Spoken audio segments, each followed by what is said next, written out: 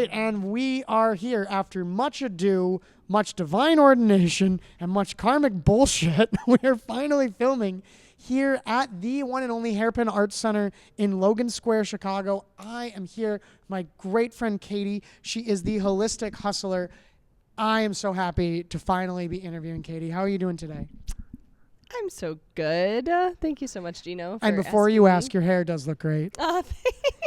So it's like sad because we're going to make a more concise, just open conversation show today. But it's like I'm almost sad because I have wanted to have you on the show for so long because you, by serving as the person who runs the one specific ecstatic dance community in Chicago, I don't know if you know, but you actually opened my heart up to such a community, to so many friends, and anyone who's been a fan of the show, like almost all of my guests have in fact happened because of you, Katie. Wow.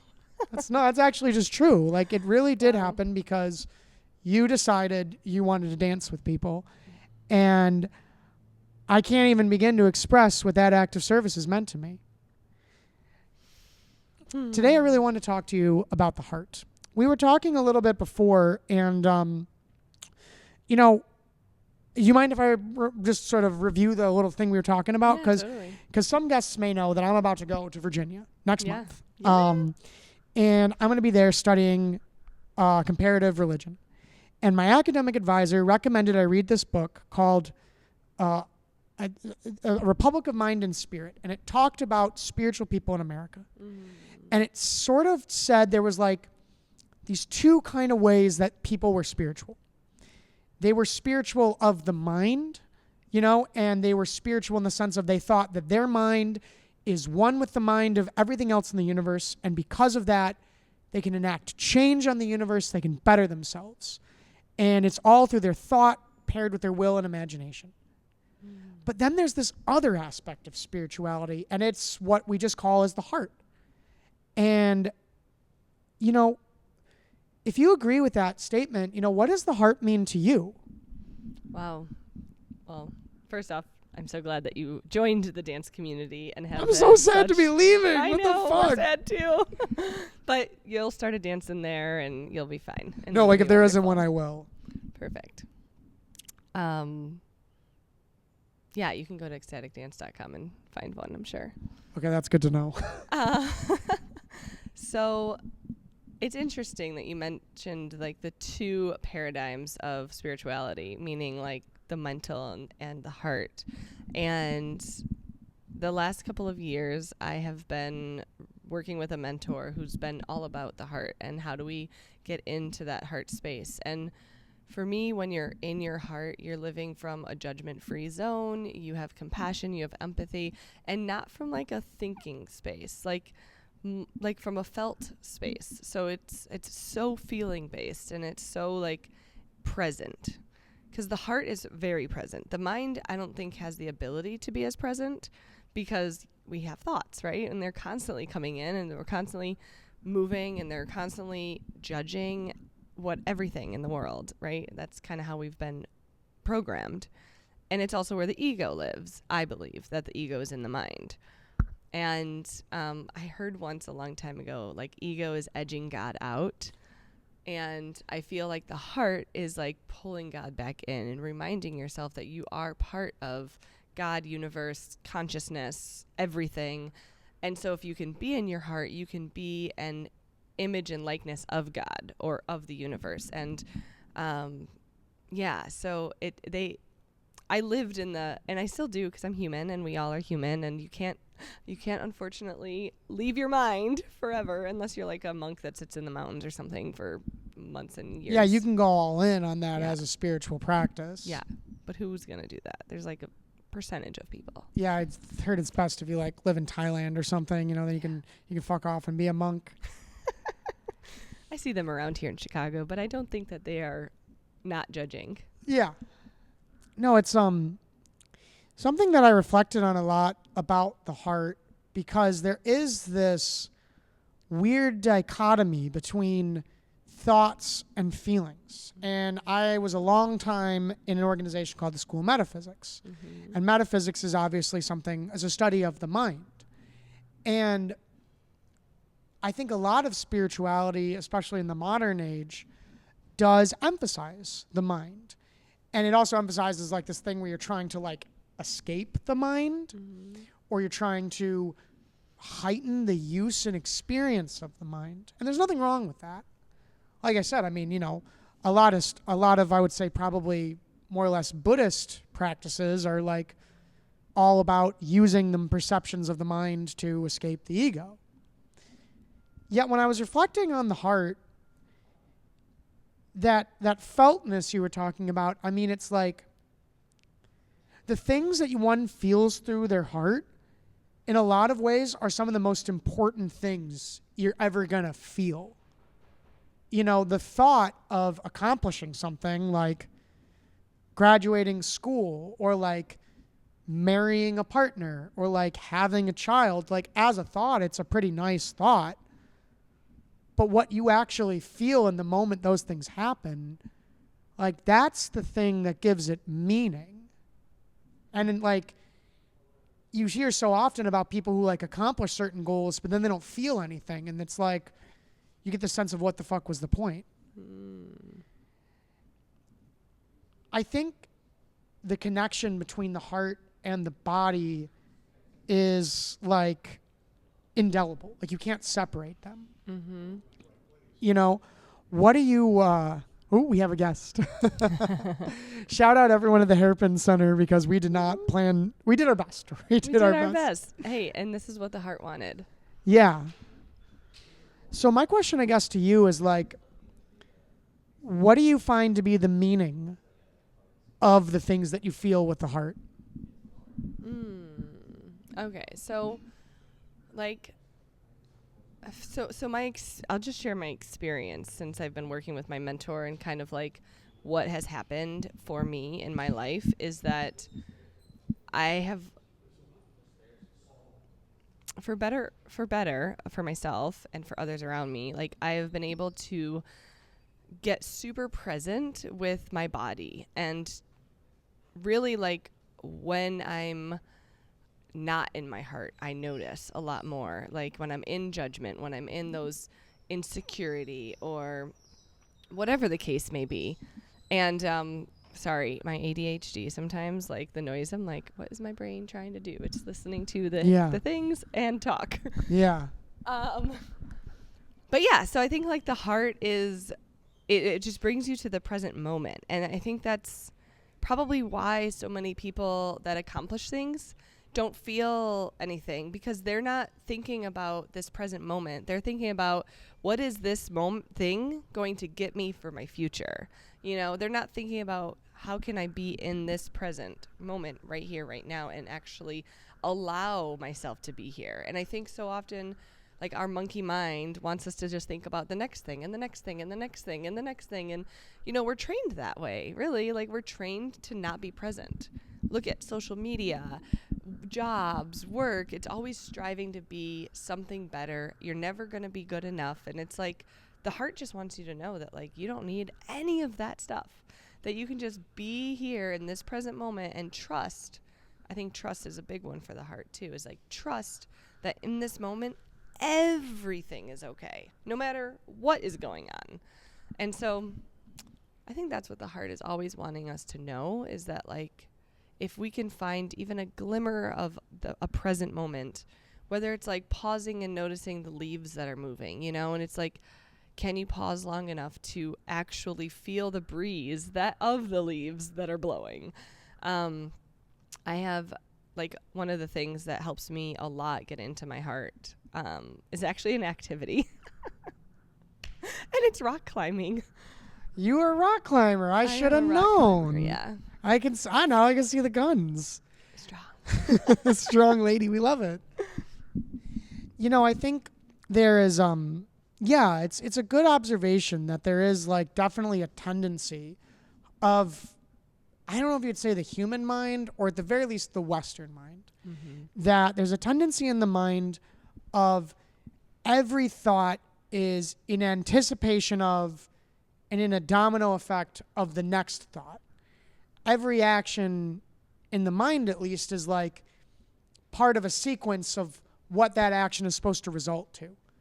And our vision only sees that so far, because at a certain point, it's like then we kind of even make it unconscious. And we dread those things because we can't handle it, because maybe sometimes those domino paths in our imagination lead somewhere bad, or they lead somewhere good and we get obsessed with it. And then when the dominoes in the present moment don't go that way, and that's just a sort of a nature of the mind. And I think the mental aspect of a spirituality is trying to acknowledge that and to realize there is a better way to experience that. Can I just pause you for 1 second? Because you just made me think of, so like another thing that I find the difference between like the heart and the mind is that the heart doesn't want you to attach to something, an identity, anything. It wants you to be completely detached from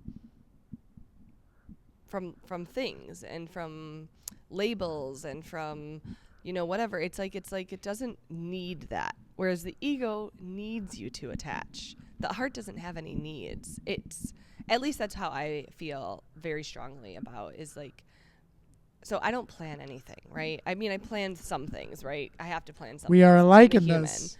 But like, I didn't plan this conversation. I told Gino every time, I don't really care what we talk about. I don't know. You just roll with it, right? Because if I plan it, then I'm not in my heart, and I'm not expressing what my heart wants to express or what universal consciousness wants to express through me. I don't plan my events. I host women's events, right? So I've been doing those for years. I never planned one time what I was going to say, what the topic was going to be, what I was going to do, because if I'm in recovery, right? And so I've been sober 10 years, and I've given my lead like 12 million times, right? And I always ask, and I even asked before this, God, speak through me whatever you feel as you want to share. And I think that is how I've learned to work with my heart, because then I don't have time to think, right? I don't have time to think about, oh, I have to make it perfect, right? Because my brain wants to be perfect. My brain has a lot of brainy things. Well, it's like, I think spiritually, our mind is our intellect and our heart is our humanity.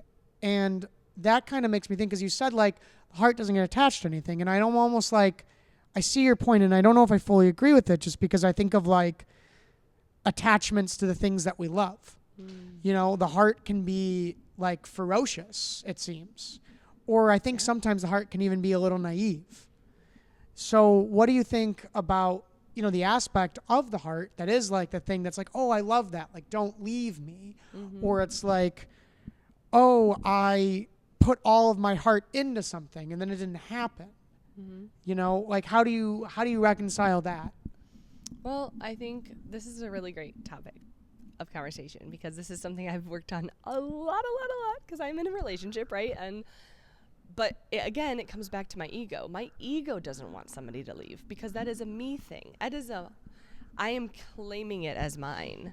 And therefore, I am then making an attachment to me needing this relationship to work out, and not trusting that whatever happens is exactly the way it's supposed to happen, and my heart knows the way. And it also allows me to be in more understanding of how our relationship can grow, or can go, or it can break up, or it can not break up. Like, for instance, I've had 2 friends in the last year who were like my best friends. Just literally be like, I don't want to be your friend anymore. And it broke my heart. And I'm not saying I don't have feelings. Like, you have feelings. But I was able to, like, see it, that it had nothing to do with me. And, like, therefore, I was able to detach with love. Like, you can still detach with love. I can still love somebody and not be in their realm. What was your other part of your question, so I can go back to that? Well, it's really just, how do you reconcile the part of the heart that does seem to be related to attachments? Yeah, I don't think the heart has attachments. I think that is a mind belief that we have created as humans, that we have a need to attach the heart to something. Because even, like, the heart isn't only love, right? The heart is also like not love. Oh yeah, It's everything. yeah. So like if I'm only looking at it from the lens of, oh, the heart only wants to experience love, then I'm actually missing out half of what the heart wants to experience. Because the heart wants to experience everything. And to me, the heart isn't just like heart, right? It's consciousness. Yeah. It reminds me, frankly, of something Jesus said, and and obviously he had a lot of nice things to say about the heart, but the guy also said, what wickedness proceeds from the human heart, because I think understanding the heart is to understand the part of our consciousness and ourself that is feelings based. And that as much as we unconsciously identify with our mind and we think the thoughts and the identity, that's us, we are this sort of ephemeral thing, and that we are our feelings. And if you want to get like really into enlightenment, you try to get past both of those things, or get so into both of those things that you see through them. But yeah, we are kind of this tempestuous ocean, and sometimes it's calm and sometimes it's not. Someone can be really in their heart, I'm sure, in like a battle. Sometimes the feelings that your heart may really want to go can be wicked, and I think that sometimes, the heart can kind of be naive. It can be, because it is this thing that wants to feel anything and everything, it can be almost childlike in that way. And it can actually lead us into maybe some trouble sometimes. Do you think that's true? It's okay if you don't. No, it's interesting because it's funny because like I have this belief, right? Is like there's nothing good, bad, trouble, not trouble. Like everything exists at some level for all of our growth and expansion. So to me, there are bad things that happen, yes, but I don't like to like necessarily look at it as like bad because I've experienced a lot of quote unquote bad things, right? But if I live in that state of like looking at it as like, oh my God, it's so bad, then I'm the victim, and I'm no longer empowering myself to be like, what can I take from this situation? What is this situation trying to show me? What part of my own conscious evolution is being activated during this experience that is now either going to take me to the next level of my own personal journey, or I get stuck there, which I did for a long time, but then I overcame it and was able to move forward with my life. And then I experienced more things that happened and lots of things that happened. And it's like, I used to sit there and think like all these things were bad and how could this happen to me? And one of my favorite things to say is God does for me, not to me. Because I really believe that everything happens for our evolution. What's the best advice you can give someone to empower the part of themselves that is the heart? Just find ways to be super present. Like whether it is being present with your breath, or if you get triggered by something or activated by something, like pause for a second and feel what it feels like in your body. Like, where is it? Is it in your throat? Is it in your stomach? Is it in your back or your shoulders? Like, and then allow yourself to notice that so that the next time it happens, you can actually feel through it a little bit faster or slower, whatever. It doesn't really matter.